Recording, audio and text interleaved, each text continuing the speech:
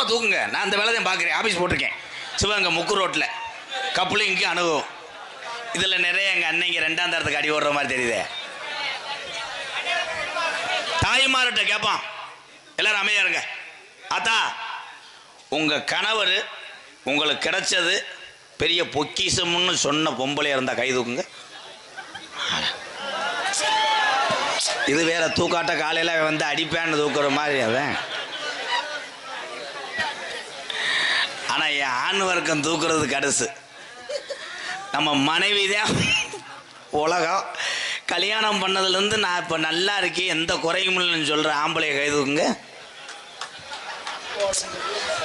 போதும் போதும், கம்பு கொட்டு முடி எடுக்க முடியாது.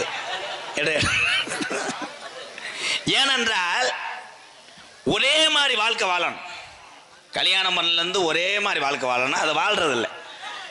கல்யாணம் பண்ணி இந்த ஒரு வாரம் பொண்டாட்டிய புரிஞ்சு கூப்பிடுவேன்.